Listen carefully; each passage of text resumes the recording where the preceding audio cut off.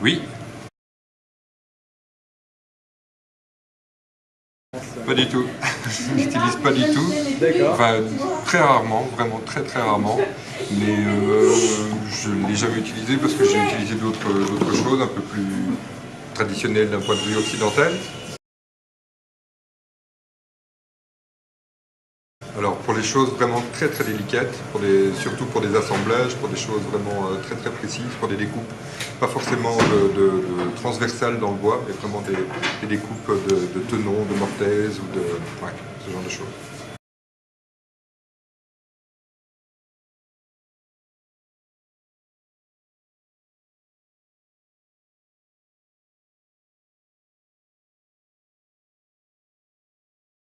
Bon, normalement on fait des cales pour pas abîmer le bois, mais ici on va aller un peu plus vite.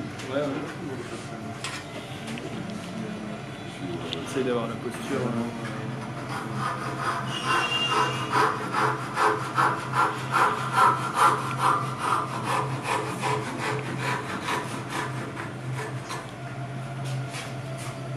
Et là.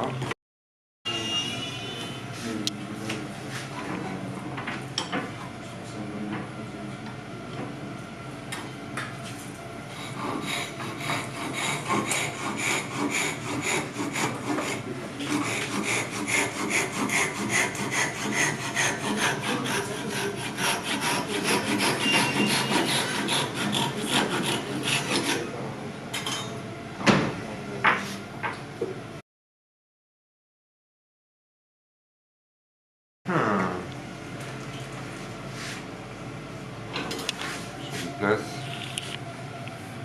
C'est pas sympa, vous avez mis sur le nœud.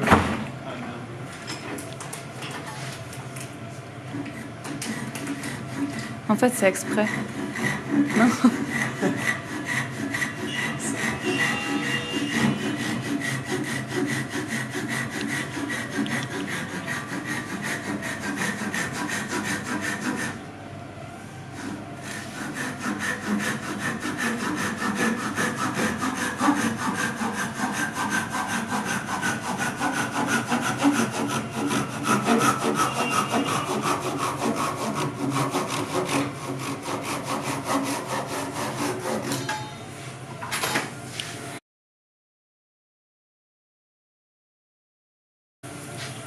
Comment je ferais ici? Bon, on peut faire comme ça.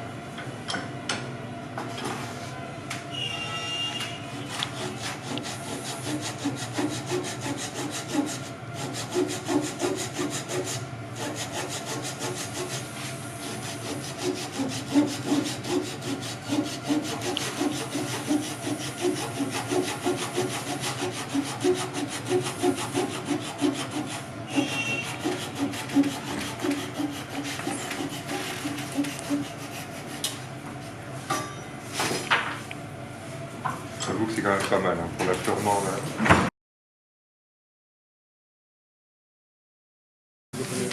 Non. Non, mais j'y ai accès. C'est-à-dire, j'en ai pas dans ma boîte à outils. Par contre, à l'atelier de menuiserie où je travaille régulièrement, il y en a. Okay. Donc, ça m'arrive de l'utiliser. D'accord. Au magasin directement, j'ai quelques fournisseurs à qui je peux m'adresser avec des questions précises. Et généralement, le matériel qu'ils me fournissent est bon et suffisant. Et moi, je suis content avec ça, quoi.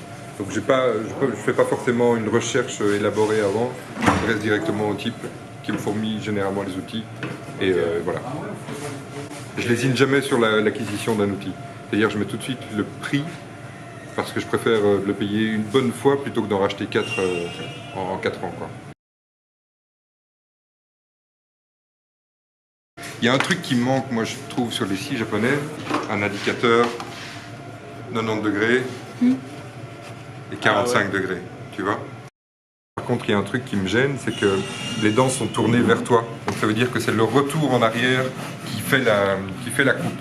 Ce qui m'ennuie parfois, c'est que la lame est vraiment très souple, étant donné qu'elle est fine, mais d'un autre côté, c'est aussi cette finesse qui lui fait ses qualités pour les coupes les plus fines à faire.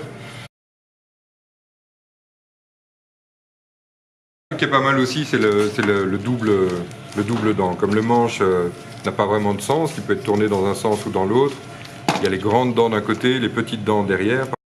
Pour un un degré de précision important, alors celui-ci serait vraiment très très pratique. Toujours un étau pour couper soit un serre-joint, soit un étau. Et puis après, un petit coup de ponçage pour casser les arêtes et aplatir les fibres qui se sont levées lors de la coupe. Ouais, mais comme pour tout le reste, ici, évidemment, l'exemple est très mauvais parce qu'on partage tous les outils et qu'on est très nombreux et qu'on n'est pas tous respectueux.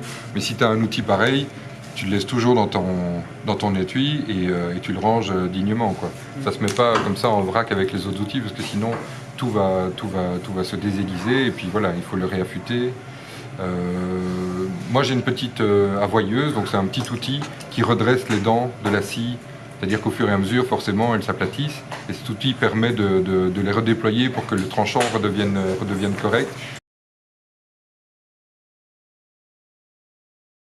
Au début, j'ai commencé à couper en tenant ma main sur le début du manche, enfin, en plein milieu, et puis après, j'ai redressé pour avoir le moins de vibrations possible.